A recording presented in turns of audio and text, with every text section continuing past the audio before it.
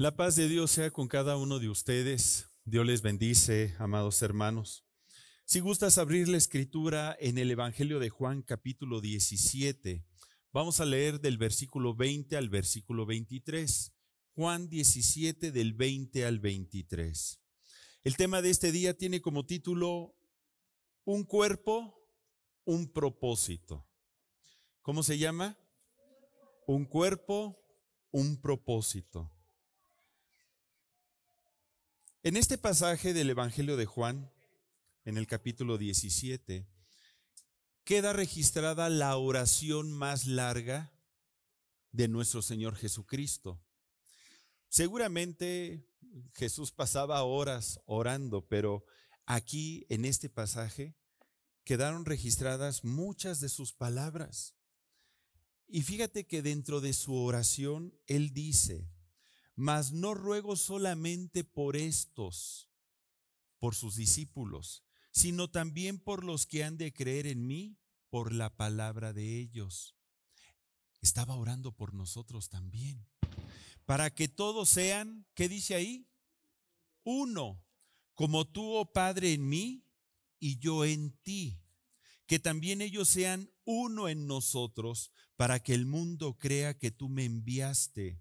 La gloria que me diste yo les he dado para que sean uno, así como nosotros somos uno.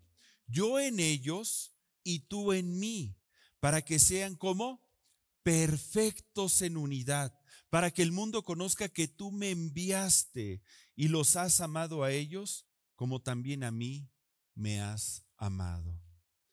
Qué importante esta oración de nuestro Señor Jesucristo. ¿Por qué habrá orado Jesús por unidad en medio de sus discípulos? ¿Qué no tendría que ser algo que se dé como consecuencia del amor que Dios ha manifestado por todos nosotros? ¿O es porque verdaderamente la unidad es algo que cuesta trabajo lograr en una familia, en un matrimonio, en una organización, en un país?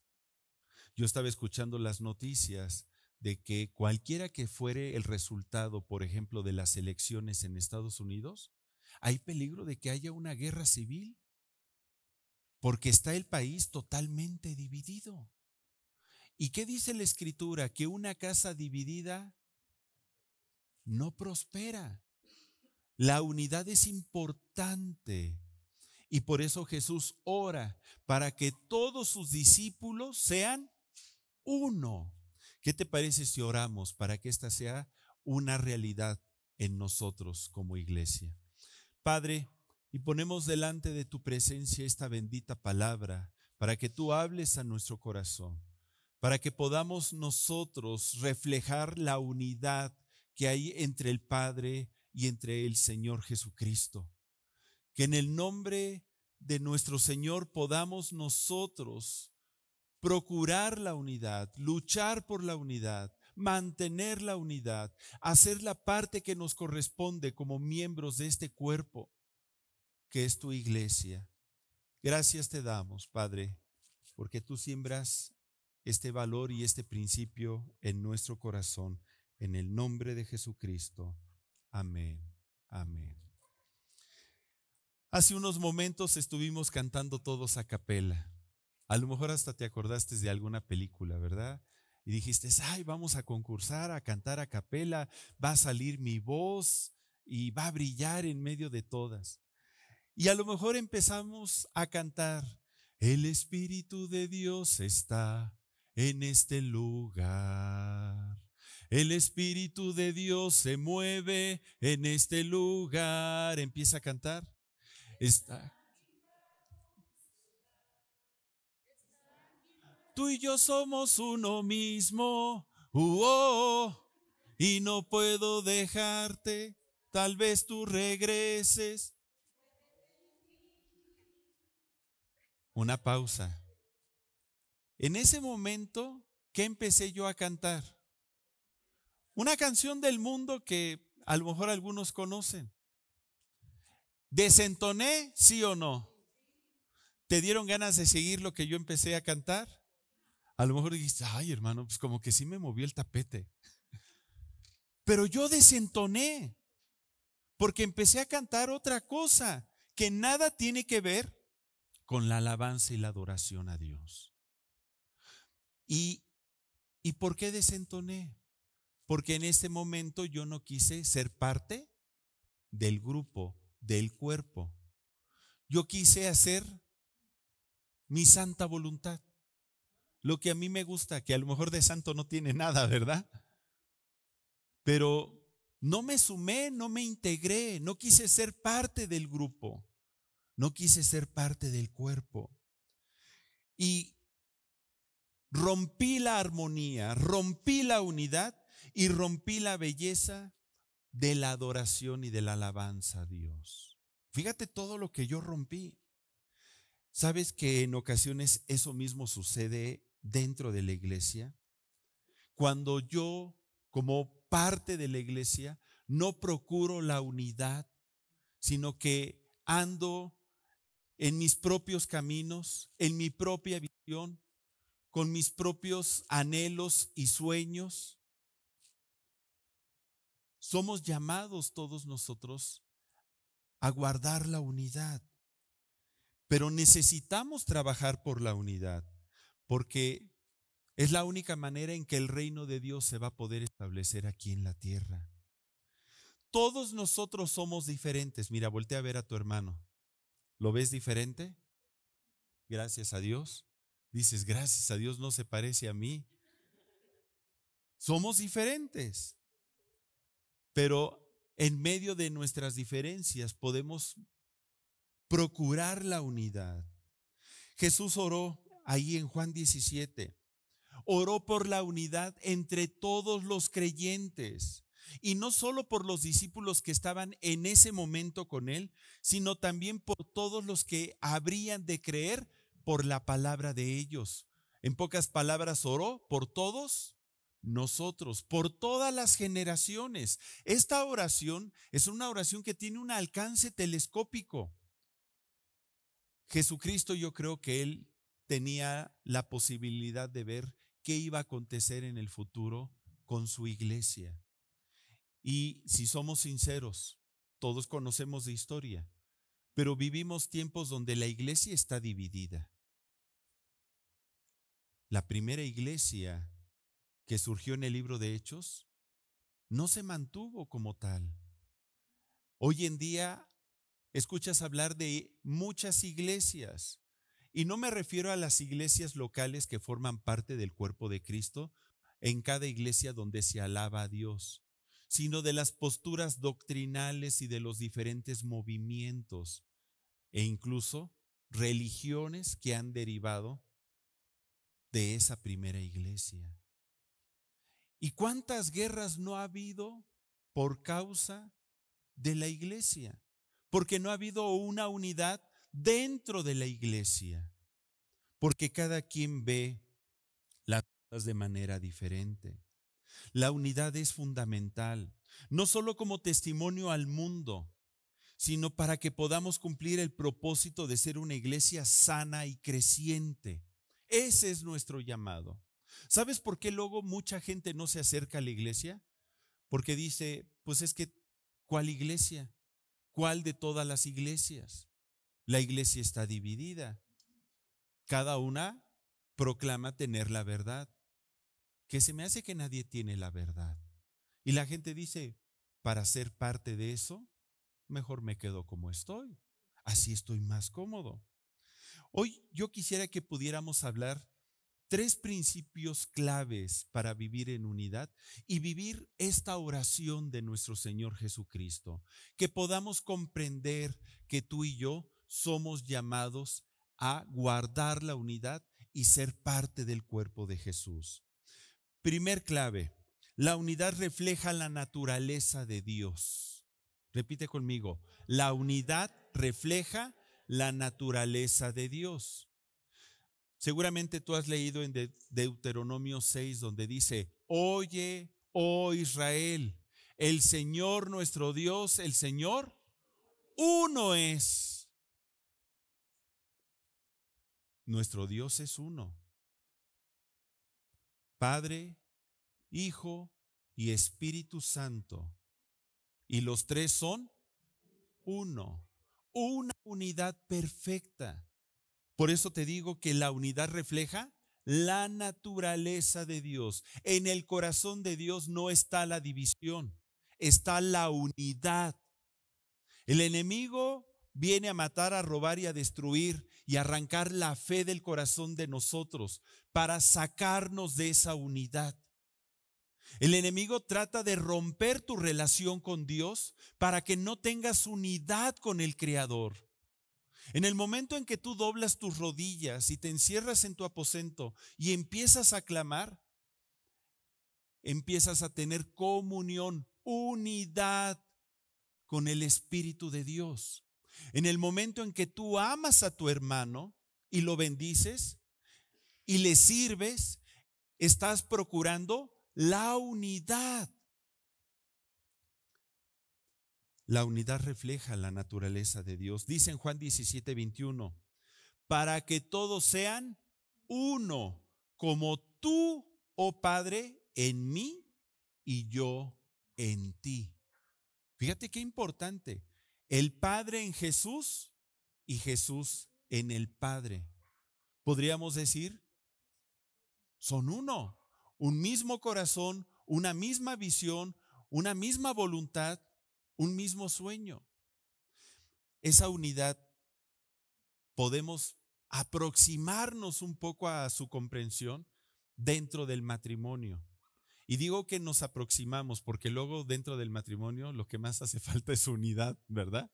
Pero dentro del matrimonio, ¿qué dice la Escritura? Que cuando nos casamos dejamos de ser dos para ser un solo cuerpo, una sola carne.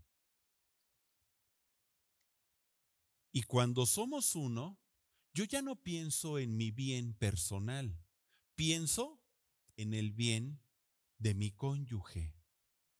Esa unidad y ese sentir es el que debemos de tener todos nosotros como cuerpo de Cristo.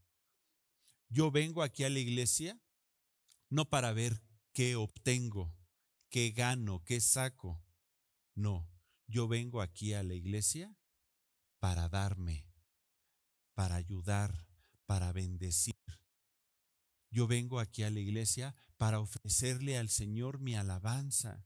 Yo vengo aquí a la iglesia para que se cumpla el propósito de Dios en mi vida. No estoy pensando en mi beneficio, estoy pensando en cómo bendecir al que me rodea. Y Jesús enfatiza en esta oración la unidad que existe entre Él y el Padre. La relación entre Dios y el Padre es un modelo de unidad perfecto y nosotros somos llamados a reflejar esa misma unidad como iglesia.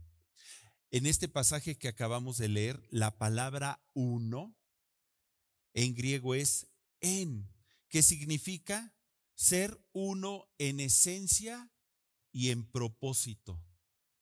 Fíjate, a mí me llamó mucho la atención. La palabra uno no nada más es ser uno, sino ser uno en esencia y en propósito.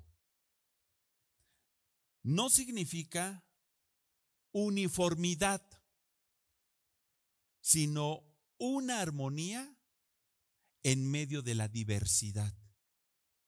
¿Se comprende lo que te estoy diciendo? No significa que para ser uno todos tenemos que estar cortados con la misma tijera, que yo soy cuadrado, Mal es cuadrada, Rodrigo es cuadrado y todos somos cuadrados. Ay, pues sí, cuadrados. Y como en un rompecabezas podemos empatarnos muy bien y juntarnos como un gran mosaico y pues sí, así sí coincide, hay unidad. No, imagínate que cada uno de nosotros somos una figura geométrica diferente. El hermano Carlos es un círculo. El hermano Omar es un triángulo isósceles, ¿no? Adi es un hexágono. Nuestro hermano José Luis Arenas es un rectángulo. Yo tengo una figura fusiforme, o sea que dices, este cuate no le encuentras ni cuadratura, ¿no? Así todo raro. Y lo más sorprendente es que Dios nos une con su Espíritu Santo y nos integra como si fuéramos un rompecabezas, y a pesar de que tenemos diferentes formas, nos une de tal manera que nos veamos como un solo mosaico. Esa unidad es la que logra la presencia de Dios en nosotros, en medio de nuestra diversidad. No tenemos que pensar igual todos, ni sentir igual. Tenemos diferente carácter, diferente temperamento, diferentes gustos, diferentes hábitos, diferente cultura, diferente nivel educacional, diferentes experiencias. Pero en medio de todo este mosaico tan diverso, podemos ser uno en esencia y en propósito. La unidad del cuerpo de Cristo está representada de una manera preciosa por el apóstol Pablo en el pasaje de Primera de Corintios 12, del 12 al 14. Acompáñame, por favor. Él explica, Primera de Corintios 12, del 12 al 14. Porque así como el cuerpo es uno y tiene muchos miembros, pero todos los miembros del cuerpo, siendo muchos, son un solo cuerpo. Así también Cristo. Porque por un solo espíritu fuimos todos bautizados en un cuerpo, sean judíos o griegos, sean esclavos o libres, y a todos se nos dio a beber de un mismo espíritu. Además, el cuerpo no es un solo miembro, sino muchos. Somos muchos miembros, pero un solo cuerpo. Diferentes características, pero un solo cuerpo. Cada uno de nosotros como miembro tiene una función especial, una función que le distingue, pero en conjunto debemos de trabajar para un mismo propósito, para un mismo propósito. Algunos de los que están aquí son ojos, otros son boca, otros son oídos, otros son higadito. Ay, hermano, yo espero que yo no sea de eso. Unos son riñones, unos son estómago, unos son pies, unos son cabello, unos son pulmones. Cada uno de nosotros tenemos una función dentro del cuerpo, y a veces los miembros que menos se ven son los más valiosos y los más importantes. Cada miembro tiene una función y Dios está esperando que la cumplamos. Si tú no estás cumpliendo tu función dentro del cuerpo de Cristo, créeme que no te vas a sentir como un miembro, te vas a sentir como un parásito. ¿Sabes lo que es un parásito? Es un ser que se alimenta de otro cuerpo. No forma parte del cuerpo, pero ahí está alimentándose, ¿no? Es más, o pudiera ser como un tumor. Un tumor que es células que corrompieron su función y empezaron a reproducirse de manera indiscriminada, se alimentan del cuerpo. ¿Y para qué sirven? Para nada. Y llega el momento en que crecen y terminan muchas veces afectando al cuerpo del cual se alimentan. ¿Qué me quieres decir, Jorge? A mí háblame derecho. Mira, yo lo único que te quiero expresar es que todos tenemos una función. Y si no cumplimos nuestra función, entonces, ¿qué estamos haciendo? Para que tú y yo seamos parte del cuerpo, es importante que cumplamos nuestra función. Y esto tiene que ver con servir, con servir. Hay una máxima que dice que el que no sirve para servir, pues tú lo dijiste, yo no lo dije, no vayas a decir, el hermano Jorge lo dijo. Entonces, nuestra unidad como iglesia es el reflejo de una comunión divina. Entre más comunión divina tengamos entre nosotros juntos con el Creador, la unidad en medio de nosotros va a crecer. Debemos de dejar a un lado las diferencias y trabajar en conjunto para cumplir el propósito de Dios. Yo luego me he encontrado gente que dice, es que yo no voy a la iglesia porque me voy a encontrar a tal persona y no lo puedo ver ni en pintura. ¿Y cómo le vas a hacer cuando estén en el cielo? Pues no sé qué vaya a hacer el Señor, pero que me lo separe. Pues, ¿qué se me hace que al que van a separar va a ser a ti? Porque allí en el cielo vamos a estar todos juntos. Ya ves, por eso estamos viendo este tema. Segunda clave, la gloria de Dios nos capacita para la unidad. Repite conmigo, la gloria de Dios nos capacita para la unidad. En Juan 17:22, nuestro pasaje base, mira lo que dice Juan 17:22. La gloria que me diste, yo les he dado para que sean uno, así como nosotros somos uno. ¿De dónde viene esa unidad? De la gloria de Dios en medio de su cuerpo, en medio de su iglesia. La gloria que me diste, Padre, yo se las he dado a ellos también. ¿Con qué propósito? Para que sean uno. Y la palabra gloria en griego es doxa, que significa la manifestación visible de la presencia de Dios. ¿Qué significa? Él está diciendo, Jesús, la presencia de Dios que está en mí, yo la he depositado en mi iglesia, en mis discípulos, con el propósito de que manifiesten la presencia de Dios en unidad. Es la única manera en que el mundo va a conocer que Dios está con nosotros, en que nos amemos los unos a los otros, en que estemos en perfecta unidad. ¿Yo cómo voy a poder decirle a la gente, mira, cree en nuestro Señor Jesucristo, pero ten cuidado porque en esa iglesia, pues la verdad es que está muy feo el asunto? Yo no puedo hablar mal nunca de ninguna iglesia.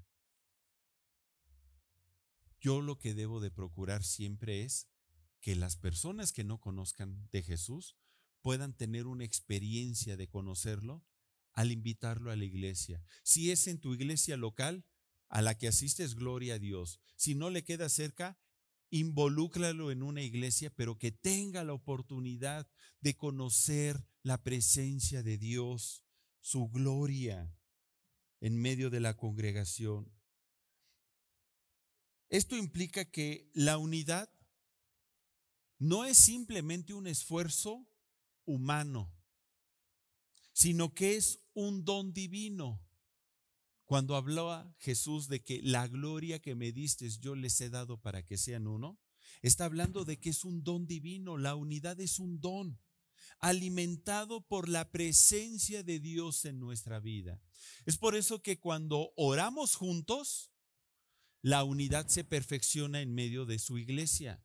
Cuando alabamos juntos, la unidad se perfecciona en medio de su iglesia. Tú quieres tener, llevando este concepto, tú quieres tener unidad en tu hogar.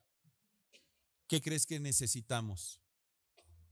Orar juntos como familia, alabar juntos como familia. De esa manera la presencia de Dios empieza a moverse dentro de tu hogar. ¿Y qué va a gestar? Unidad. ¿Quieres unidad dentro de tu matrimonio? ¿Quién quiere unidad dentro de su matrimonio? Ok, ya me estabas preocupando. ¿Qué tenemos que hacer? Orar juntos y alabar al Señor juntos. Y entonces la gloria de Dios, su presencia, va a gestar esa unidad. Qué simple. Uno dice, ay hermano, yo no lo había visto así. Pues así de simple es. Pero a veces pareciera que es complicado, porque nos cuesta trabajo buscar al Señor juntos. La iglesia primitiva, la primera iglesia, buscaba esa unidad constantemente. En Hechos 2 del 42 al 47, acompáñame por favor. Hechos 2 del 42 al 47. Esta primera iglesia que buscaba la unidad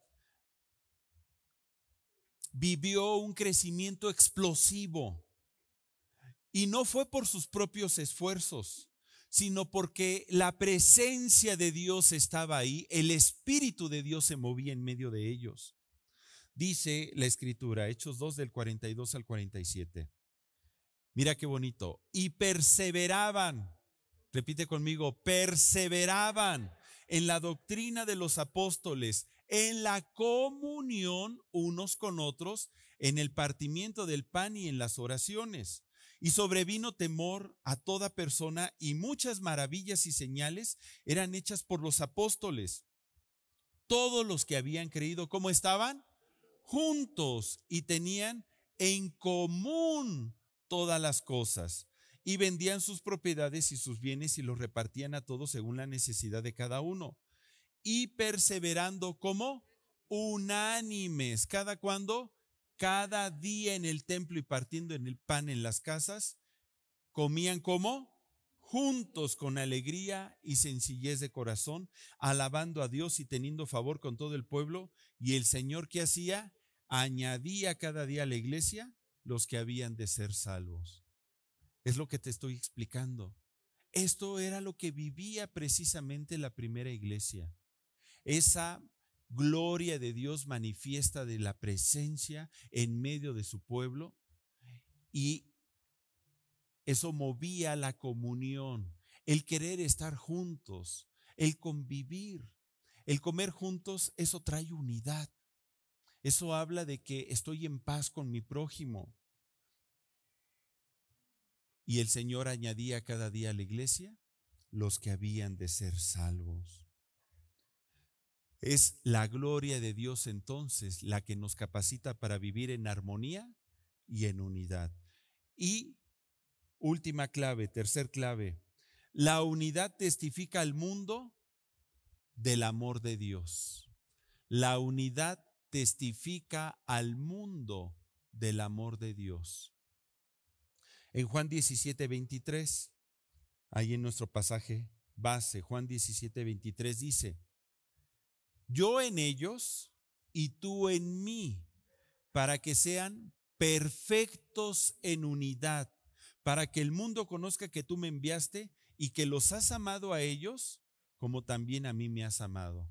La única manera en que el mundo va a conocer que Jesucristo vive, que Él es el Dios verdadero, es que tú y yo, ¿cómo estemos?